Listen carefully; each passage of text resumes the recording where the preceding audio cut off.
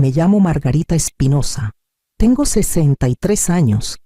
He pasado la mayor parte de mi vida detrás del mostrador de referencia de una pequeña biblioteca en Morelia, Michoacán, días tranquilos, voces suaves, todo en su lugar.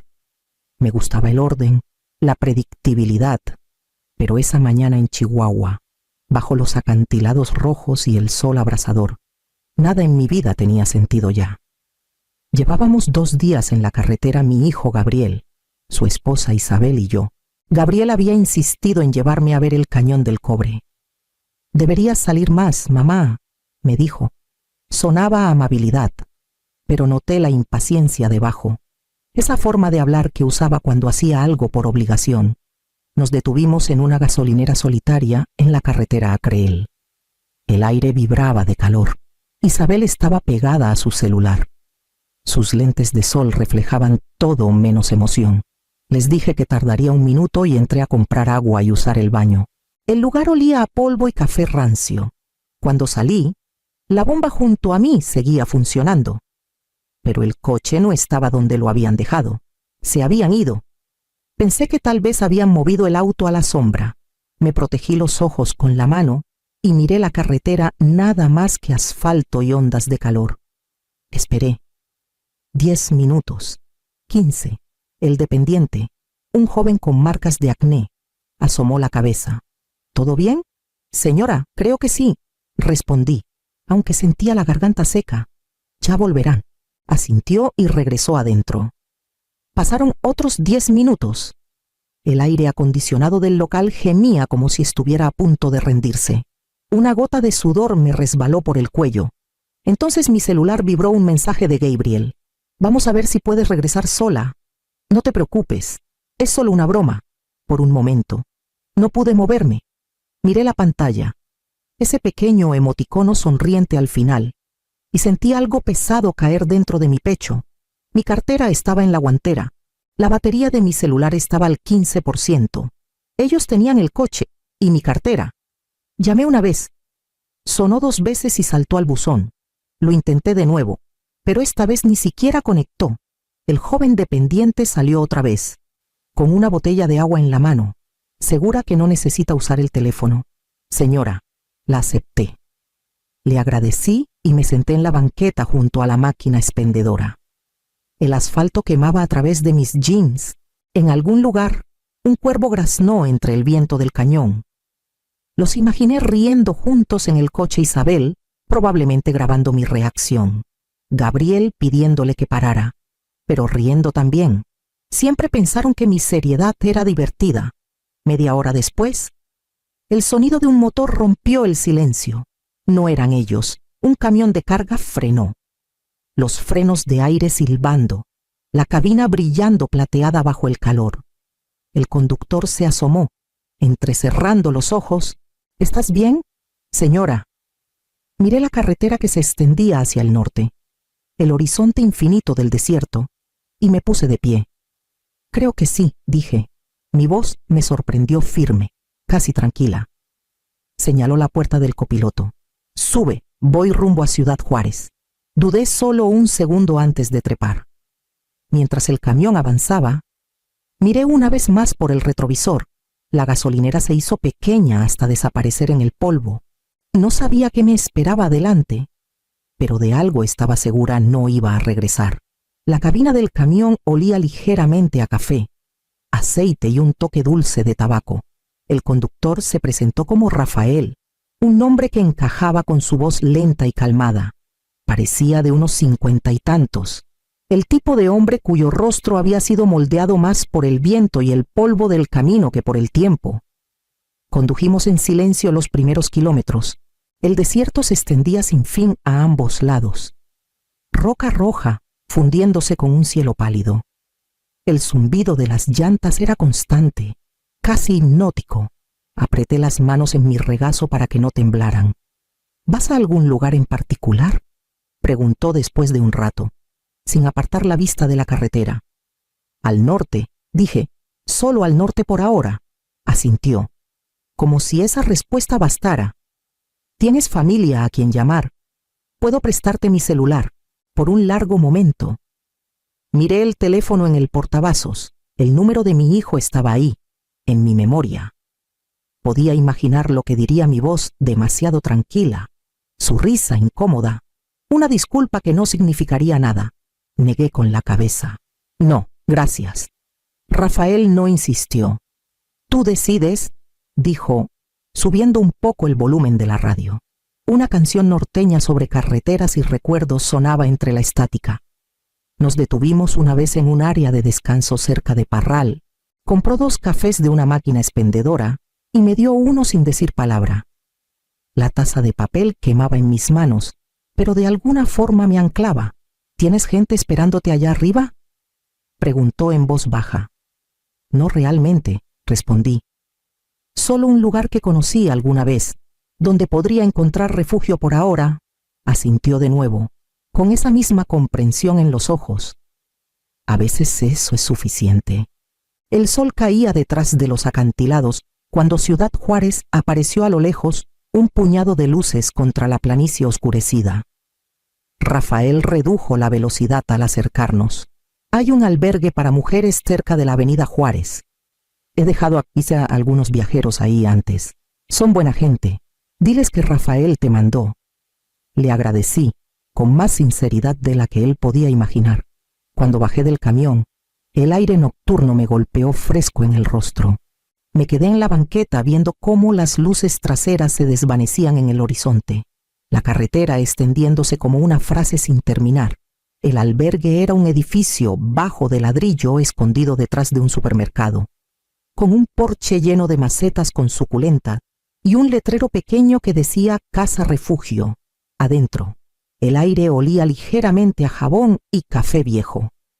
Una mujer en el mostrador levantó la vista al entrar, su cabello plateado recogido en una trenza. Buenas noches, dijo. ¿Necesitas una cama así?, logré decir. Mi voz sonaba más firme de lo que sentía. Deslizó un portapapeles hacia mí. Llena esto. Nombre, apellido. ¿De dónde vienes? Cualquier identificación que tengas. Miré el formulario por un largo rato. ¿De dónde vienes? No sabía cómo responder. Finalmente escribí Chihuahua, viajando desde Morelia, Michoacán, con letras pequeñas que temblaban ligeramente. Como identificación, añadí una nota cartera perdida. Cuando se lo devolví, ella asintió con comprensión. Vemos eso mucho, dijo. Soy Antonia. Antonia me llevó a una cama estrecha en una habitación con otras 4, separadas por cortinas delgadas. El zumbido de un ventilador llenaba el silencio. Alguien tosió suavemente detrás de una cortina. El desayuno es a las 7, dijo. Hay una computadora en la oficina si necesitas llenar formularios para reemplazar tu identificación. Tómate tu tiempo. Esa noche, acostada en el colchón delgado, miré las losetas del techo. Cada músculo me dolía por la tensión y el sol. La batería de mi celular se había agotado horas antes, y el silencio pesaba, extraño y denso. Por la mañana, me senté frente a la computadora y comencé a llenar los formularios en línea. Nombre, fecha de nacimiento, última dirección conocida. Poco a poco, escribí pedazos de mí misma de vuelta al sistema. Cuando llegué a la última línea firma, mis manos se estabilizaron. Por primera vez desde la gasolinera, no me sentí invisible. Al final de la semana, tenía una identificación temporal y una lista de empleos pegada en la pared del albergue.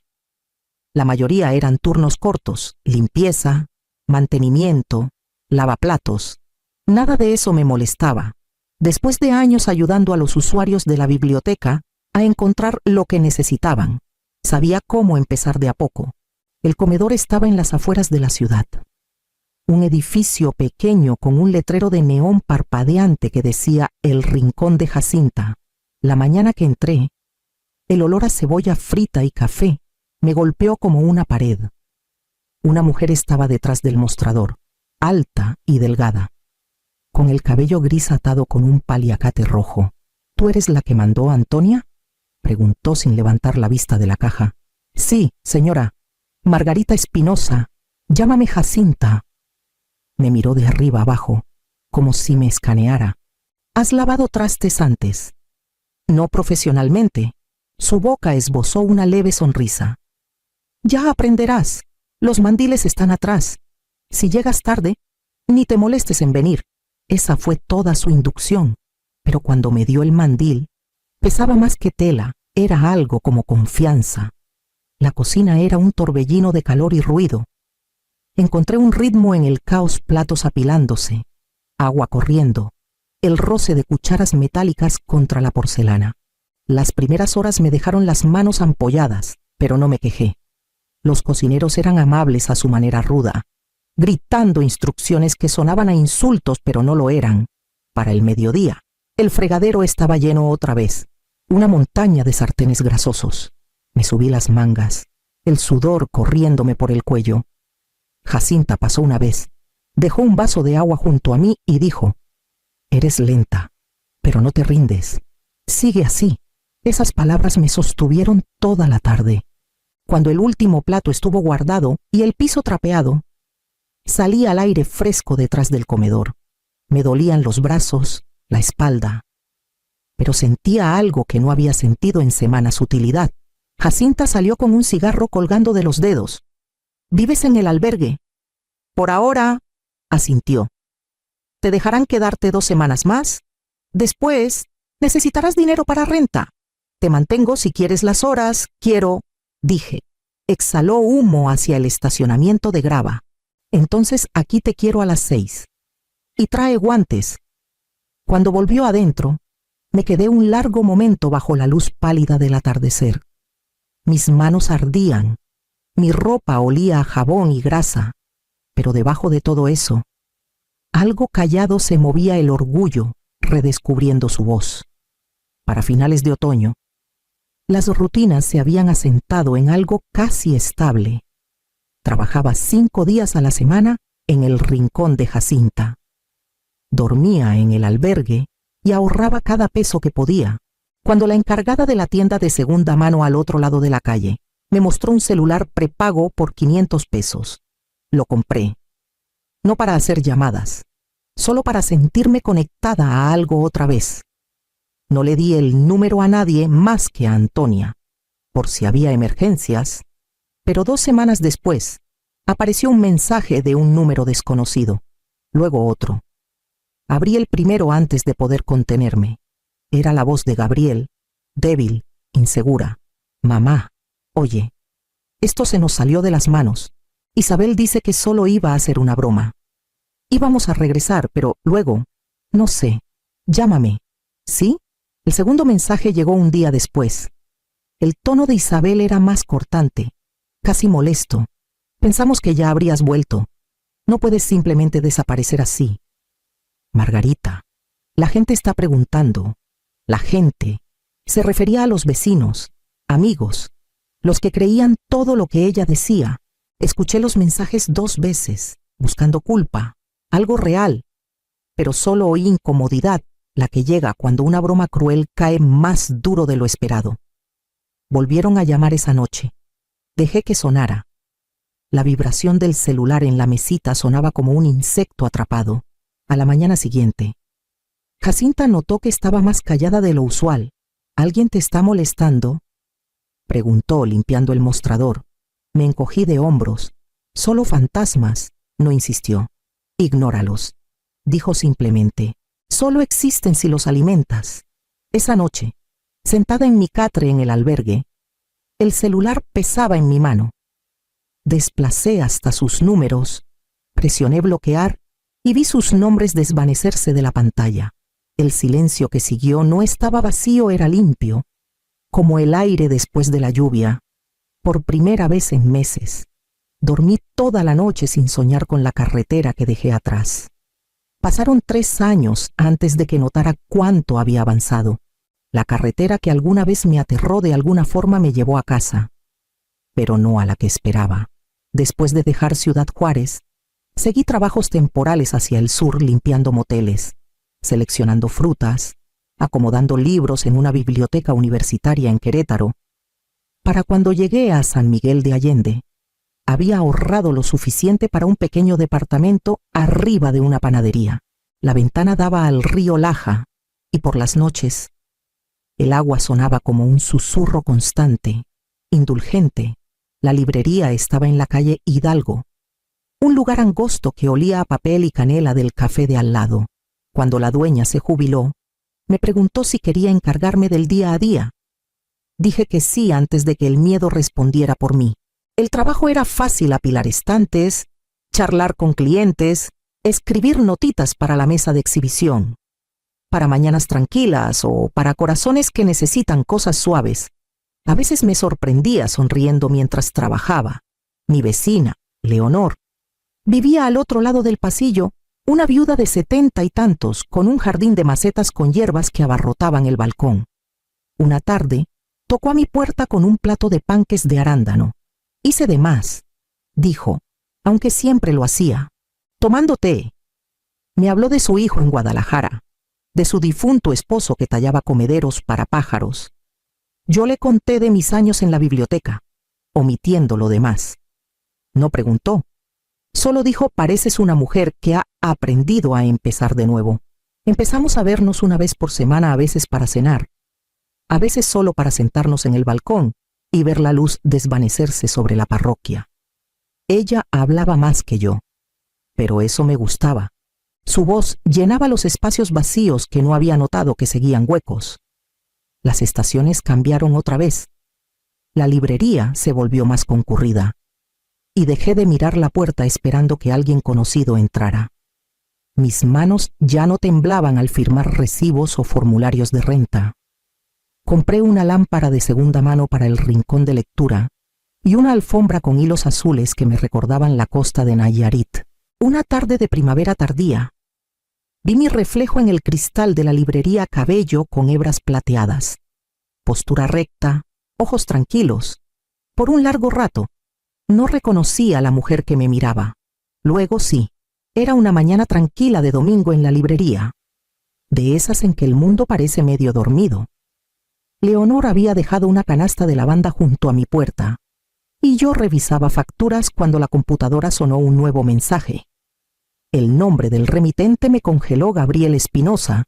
Por un momento solo lo miré, el cursor parpadeando junto a su nombre como un latido. Luego lo abrí. Mamá, empezaba. No sé ni por dónde comenzar. Las cosas han estado duras. Perdí mi trabajo hace 2 meses y el negocio de Isabel no va bien. Hemos estado hablando mucho del pasado, de lo que pasó. Fui estúpido. Los dos lo fuimos.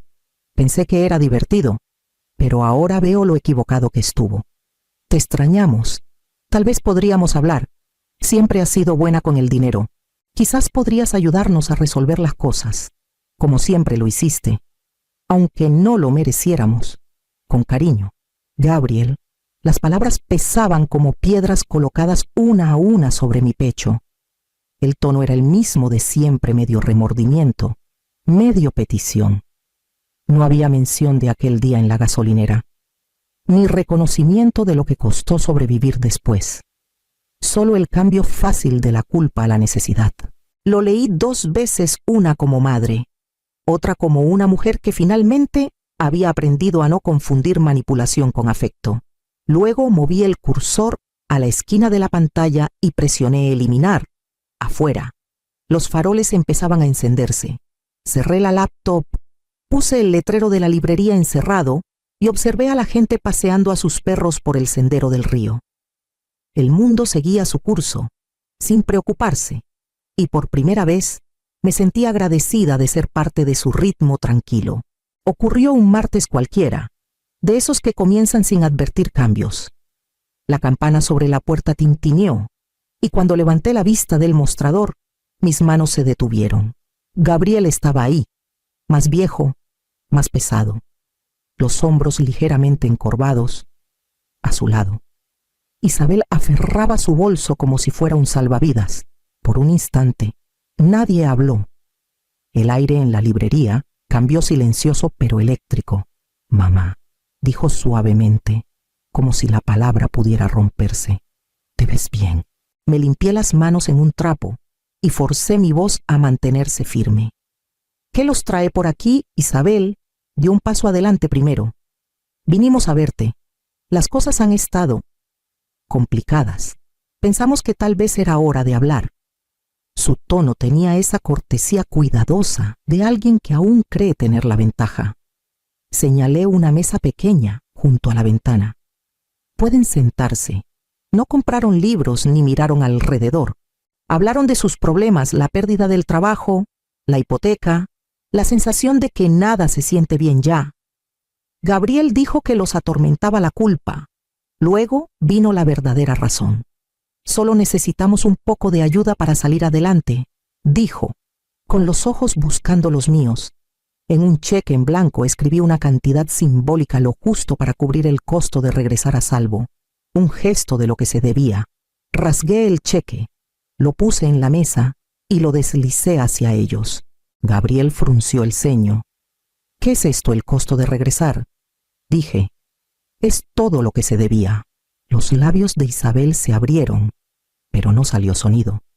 El rostro de Gabriel se tensó, el orgullo y la confusión mezclándose. Ninguno tocó el papel, el orgullo y la vergüenza luchando en sus expresiones. Puse el letrero de la librería encerrado. Ya se pueden ir, dije en voz baja. Lo hicieron. La campana sonó de nuevo cuando la puerta se cerró tras ellos, y el sonido se sintió final, como un capítulo cerrándose en un silencio perfecto. Esa tarde comenzó a caer la primera nieve de la temporada, copos lentos, deliberados, flotando frente a la ventana de mi pequeño departamento. El aire afuera brillaba pálido contra los faroles, suavizando todo lo que tocaba. Leonor pasó con un termo de té, las mejillas rojas por el frío. Nos sentamos un rato en un silencio cómodo, viendo el mundo volverse blanco. Cuando se fue, me apretó la mano suavemente, como si supiera que no hacían falta palabras. Después de que se fue, me quedé junto a la puerta del porche, esa misma luz que ella dejaba encendida para sí misma, ahora brillando firme contra la nieve, con un candado de latón viejo y una lámpara exterior pequeña. Durante años, esa luz había sido una señal encendida para alguien que llegaba tarde, para el hijo que prometía llamar. Pero ahora el porche estaba en silencio, la casa cálida, y no se esperaba a nadie. Salí, la nieve susurrando bajo mis zapatos. El frío me mordía la piel, pero se sentía purificador, no cruel. Apagué el interruptor. La bombilla parpadeó una vez y luego brilló firme un círculo cálido cortando el blanco. Esta luz ya no es para esperar, susurré, es para la paz. Me quedé ahí un momento más, respirando la quietud, antes de cerrar la puerta suavemente detrás de mí. Me llamo Leonor Guzmán. Tengo 62 años. Esa noche, el aire de Mérida se sentía denso contra las ventanas, cargado con el aroma de tacos de cochinita y jabón de trastes. Los gemelos corrían alrededor de la isla de la cocina, riendo, sus pequeñas manos dejando huellas en las superficies que acababa de limpiar. Antonio estaba sentado en su lugar habitual en el sofá, medio viendo la televisión. Verónica, con un pie descalzo sobre la mesa de centro, navegaba en su celular con una copa de vino en la mano. Removía la olla en la estufa pozole, el favorito de mi difunto esposo, cuando Verónica levantó la mirada y dijo: «Realmente eres nuestra empleada doméstica, ¿verdad?». Lo dijo como si fuera un chiste, pero no tenía gracia. Las palabras cayeron pesadas, pegajosas como el calor. Antonio soltó una risa breve, de esas que intentan suavizar la incomodidad, y esquivó mi mirada. Dejé la cuchara de madera con cuidado. El reloj en la pared marcaba el tiempo, firme y constante. Ayudar iba a ser temporal. Eso habían dicho cuando me mudé tras la muerte de mi esposo. Solo hasta que los gemelos crezcan un poco, prometió Antonio. 1 o 2 años, tal vez 3. Eso fue hace 5 años. Desde entonces, me convertí en quien notaba cuando se acababa la leche, quien pagaba las cuentas atrasadas antes de que la compañía eléctrica llamara con amenazas, quien planchaba las camisas de Antonio y doblaba los vestidos de Verónica olvidados en la secadora. No era el deber lo que me retenía, era la costumbre y el amor, aunque incluso el amor puede empezar a sentirse como un trabajo cuando nadie nota su peso. Verónica rió de nuevo. mostrándome algo en su celular que no me moleste en ver. No olvides preparar los almuerzos de los gemelos para mañana. Leonor. Asentí por reflejo, pero mis manos ya no se movían, y en algún lugar profundo dentro de mí, algo más también se detuvo. La noche siguiente todo cambió. La cena de la noche siguiente parecía ensayada pollo asado, vino de supermercado, los gemelos ya en pijama para no interrumpir. Verónica había arreglado la mesa como si recibiera invitados en lugar de compartir una comida familiar. Coloqué el puré de papa en el centro y me senté al final, como siempre. Por unos minutos, el único sonido era el de los tenedores contra los platos. Luego, Verónica carraspeó. Antonio y yo hablamos de algo hoy, comenzó, cortando su pollo con demasiado cuidado. Es sobre cómo estamos viviendo. Mantuve la mirada en mi plato. Ella sonrió, una sonrisa fina y practicada. Si vas a seguir quedándote aquí, creemos que es justo que contribuyas, o pagas renta o cuidas a los gemelos a tiempo completo. El cuidado de niños cuesta un dineral, ¿sabes? Antonio soltó una risa pequeña, de esas que escondes cuando te toman por sorpresa. ¿Sabes cómo están las cosas, mamá? Verónica solo quiere dejarlo claro. Por un segundo, la habitación se volvió borrosa. El vapor de las papas subía y se desvanecía. Como yo misma de repente me sentía. Quise decir que las luces bajo las que comían salían de mi tarjeta de crédito, que el refrigerador funcionaba gracias a mi cuenta, pero mi garganta se negó a moverse. Doblé mi servilleta con cuidado y la puse junto a mi plato intacto. Entiendo, dije en voz baja. Verónica se recostó, aliviada, ya alcanzando su celular de nuevo. Antonio sirvió más vino, fingiendo calma. Los gemelos reían desde el pasillo, sonidos brillantes y confiados. Escuché, y algo dentro de mí se dio como una bisagra vieja, pequeño pero definitivo. Esa noche, después de que todos se fueron a dormir, me senté en la cocina oscura, con solo la luz del refrigerador derramándose sobre las baldosas. El aire olía ligeramente a detergente y vino sobrante. Mi laptop parpadeaba en la encimera donde la Giro había dejado, su brillo reflejándose en el fregadero de acero inoxidable. Abrí mi página de banca en línea, una por una. Las facturas familiares aparecieron en fila: CFE, Gas de Yucatán, Abarrotes de Soriana, el seguro de la casa que pagué el mes pasado cuando Antonio olvidó. Todo a mi nombre, renta, en todo menos en el título. Al revisar los estados de cuenta, noté la entrega de víveres del martes: 2.500 pesos. Mi tarjeta, los zapatos de los gemelos pedidos en Liverpool, también mi cuenta, incluso el servicio de streaming que ella usaba para sus series, el autopago, seguía ligado a mi vieja tarjeta de débito. No lloré. El impacto ya se había desvanecido en la mesa. Lo que ahora me llenaba era algo más firme, más tranquilo, como una marea que cambia bajo la superficie. Al principio no estaba enojada, solo despierta. Por años creí que la familia era un círculo: todos dan, todos reciben. Pero lo que había construido aquí no era un círculo. Era un pozo que yo seguía llenando mientras todos bebían sin cuidado. El refrigerador zumbaba, constante como un suspiro. Saqué la botella de vino blanco a medio terminar y me serví una copa. No para celebrar, no para lamentar, solo para marcar la hora en que finalmente vi mi vida con claridad. En el silencio, cerré cada pestaña del navegador, una por una, hasta que la pantalla se oscureció. La casa se sentía diferente entonces, más pequeña, como si ya hubiera salido de ella.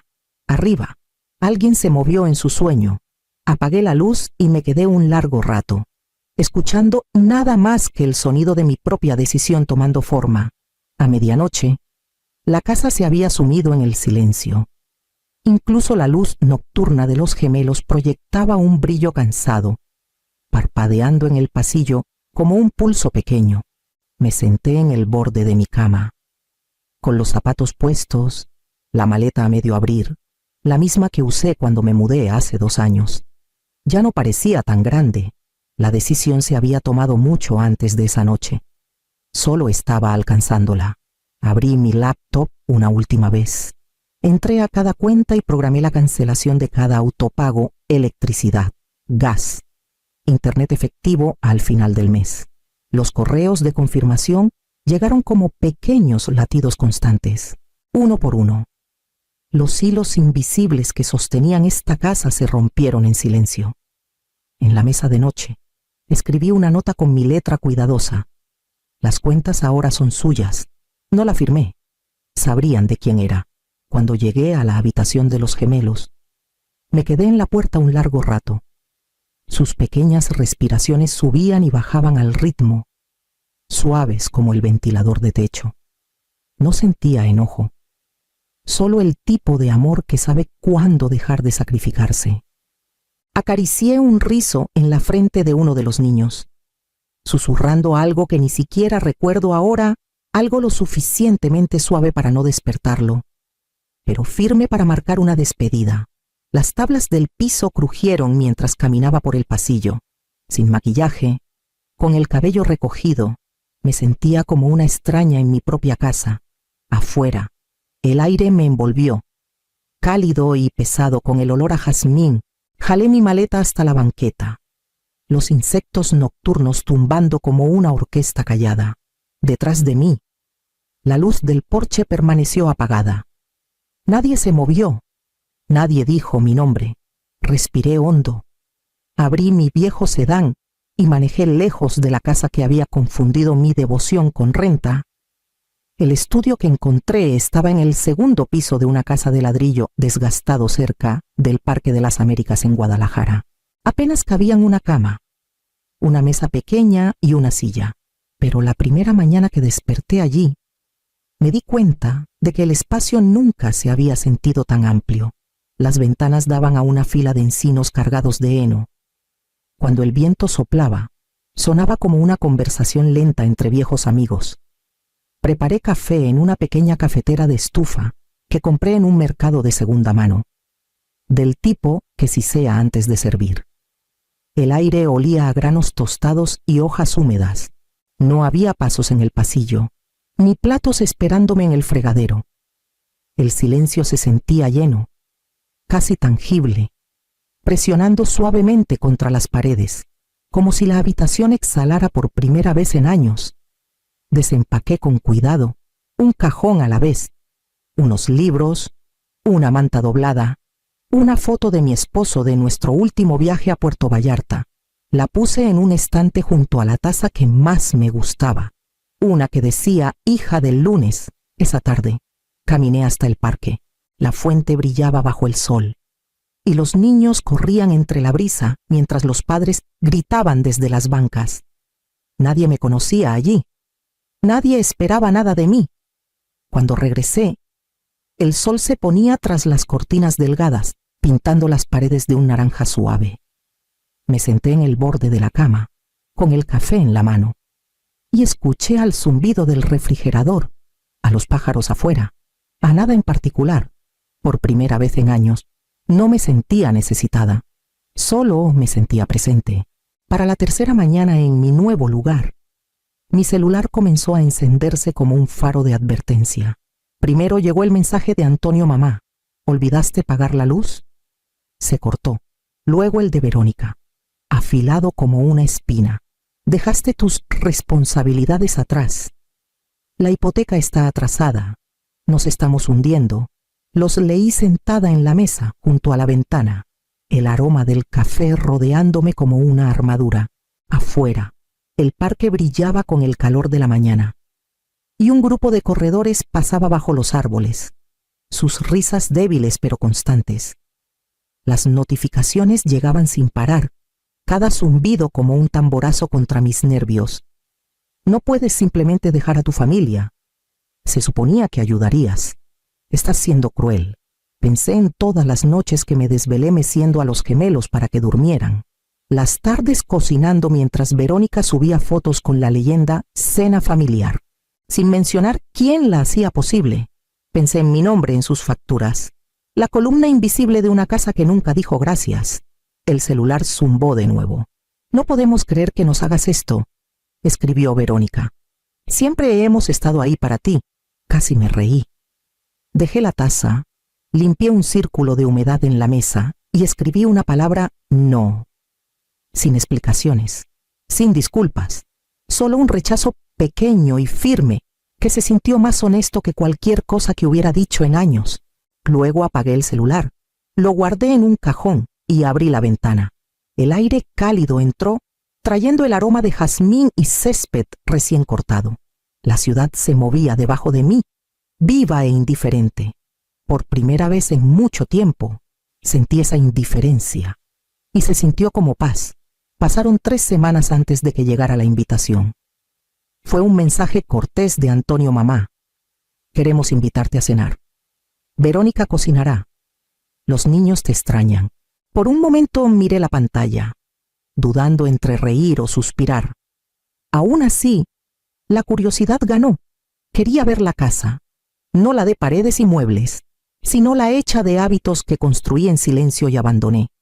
Ese viernes, manejé por el viejo vecindario justo cuando el sol se ponía. Los flamboyanes estaban en flor, su aroma denso en el aire. Desde la entrada, la casa parecía igual, pero algo se sentía fuera de lugar, como un cuadro colgado ligeramente torcido. Adentro, las luces eran demasiado brillantes. Verónica me recibió con una sonrisa que no llegaba a sus ojos.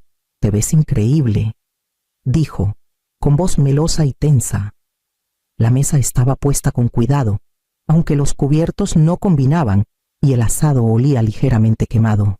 Antonio me abrazó rápido y me sirvió una copa de vino tinto barato. «Qué bueno que viniste», dijo.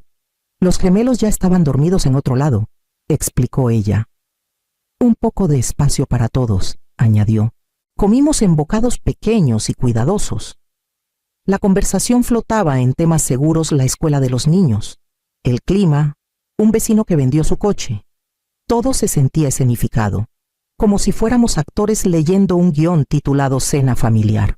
A la mitad, Antonio carraspeó.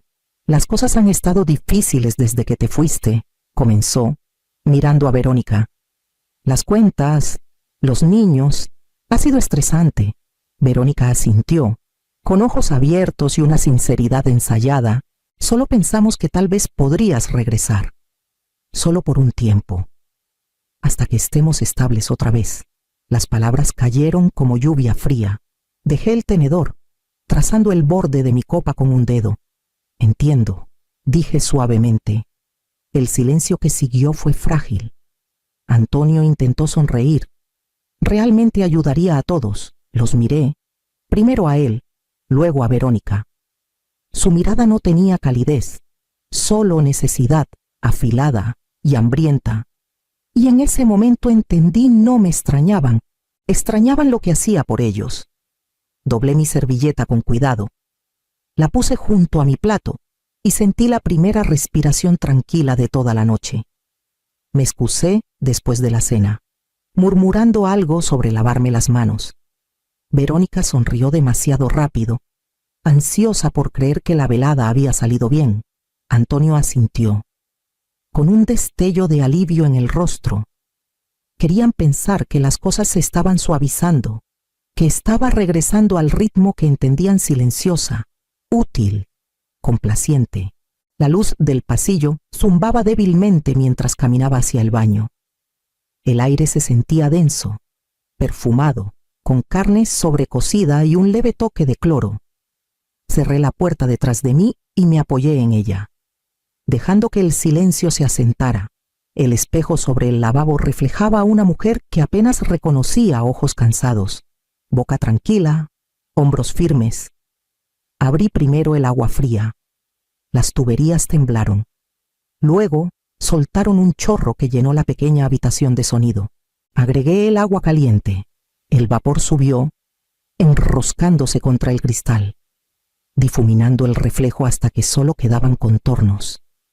Mis manos flotaban sobre el lavabo, no para lavar, sino para sentir la vibración del agua mientras caía con fuerza. Era extraño. La satisfacción que trajo. Durante años, había arreglado cada fuga en esa casa: el grifo que goteaba, el inodoro que corría, el fregadero que no desaguaba. Siempre fui yo quien doblaba, ajustaba, corregía, siempre la que lo hacía funcionar otra vez. Esa noche dejé que corrieran, una pequeña rebelión en la rutina conocida. La habitación se llenó de niebla, el sonido constante y lleno, como el latido de algo finalmente liberado. Retrocedí, respirando el calor hasta que mi piel se humedeció. En la encimera, una pequeña toalla estaba doblada, con el mismo patrón floral que compré hace 2 Navidades. La toqué una vez con los dedos. Luego me giré hacia la puerta. Cuando la abrí, el vapor se deslizó al pasillo, suave y fantasmal. Verónica levantó la mirada desde su asiento en la mesa, con confusión en el rostro. ¿Todo bien, sí?, dije. Mi voz salió uniforme, casi amable. Pueden limpiar ustedes mismos. Antonio comenzó a levantarse, con una pregunta en los labios, pero yo ya caminaba hacia la puerta principal. El sonido del agua corriendo me seguía, resonando por la casa como una vieja canción de la que nunca aprendieron la letra. Afuera, la noche era fresca y quieta.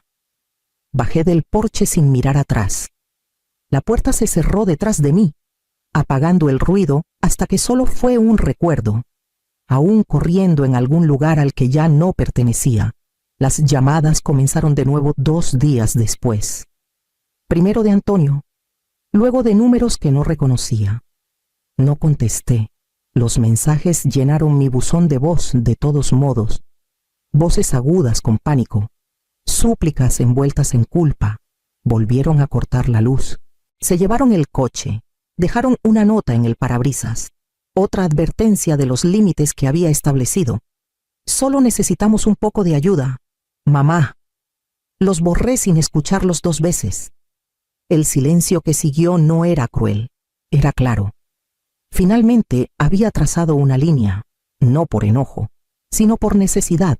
Había pasado años confundiendo el agotamiento con amor, pero ahora la distancia entre nosotros se sentía como oxígeno. Por las mañanas, comencé a caminar al centro de alfabetización comunitaria, a unas calles de mi departamento. El edificio olía a polvo de gis y café, y el sonido de las páginas al pasar llenaba las salas. Me inscribí para ayudar a adultos que estudiaban para su certificado de preparatoria. La primera mañana, di clases a una mujer llamada Rosa, que trabajaba de noche limpiando oficinas. Sus manos estaban agrietadas por el detergente. Su sonrisa tímida cuando leyó en voz alta por primera vez sin tropezar. Cuando terminó el párrafo, me miró y susurró: «No pensé que todavía pudiera aprender». «Nunca dejaste de hacerlo», le dije. Algo en ese momento me ancló más que cualquier lazo familiar en años. Dar aquí era diferente, no me agotaba. Alimentaba algo que había estado vacío demasiado tiempo. Después de la clase, caminé a casa por el parque. El heno temblaba en el viento y las risas de los niños se derramaban desde el área de juegos. Compré un pan pequeño en la panadería de la esquina y lo llevé a casa cálido contra mi pecho. Esa noche me senté junto a la ventana, cortándolo con cuidado, untando mantequilla en el primer pedazo mientras el cielo se volvía azul profundo. Mi celular parpadeó con otra llamada perdida. Lo puse boca abajo, afuera. Las luces de la calle se encendieron una por una, brillando firmes e indiferentes. Mastiqué lentamente, el sabor simple y correcto, como algo finalmente ganado. La primavera llegó temprano ese año. El río fuera de mi departamento brillaba bajo el primer calor de marzo, el aire suave con sal y madreselva. Había vivido allí lo suficiente, unos 5 meses, para memorizar el ritmo de las mareas y cómo la luz se movía por el suelo al final de la tarde. El departamento había cobrado vida propia, un helecho en maceta junto a la ventana, una pila de libros de la biblioteca junto al sofá y una nueva lámpara de porche que elegí en una ferretería un domingo tranquilo. Me gustaba su simplicidad, marco de latón, cristal claro, nada ostentoso, solo lo suficiente para hacer que la entrada brillara cuando el sol se ponía. A veces, después de mis turnos en el centro de alfabetización, me detenía en el malecón, saludando a los mismos corredores y pescadores que se habían vuelto rostros familiares. Aquí me llamaban Doña Leonor, una pequeña gentileza que me hacía sonreír cada vez. Una tarde, Rosa, la mujer a la que enseñaba, llegó con su certificado de preparatoria doblado cuidadosamente en la mano. Había pasado. Tomamos café en el porche, hablando hasta que el cielo se volvió violeta y el agua abajo captó el primer destello de la luna. Cuando se fue, me abrazó fuerte y susurró: «Me ayudaste a creer de nuevo». Después de que se fue, me quedé allí sola, el aire suave contra mi piel. Al otro lado del río, las luces de los porches se encendían en casas dispersas, pequeños faros punteando la oscuridad. Durante años encendí luces para otros, esperando que alguien llegara a casa, que dijera gracias, que me viera. Di un paso adelante, alcancé el interruptor y vi cómo mi propia luz florecía en el porche. El brillo llegó hasta la barandilla. Luego se desvaneció entre los árboles. Esta luz ya no es para esperar, dije en voz baja, es para la paz. Adentro, la tetera comenzó a zumbar. Cerré la puerta detrás de mí, dejando la luz encendida, cálida, tranquila y completamente mía.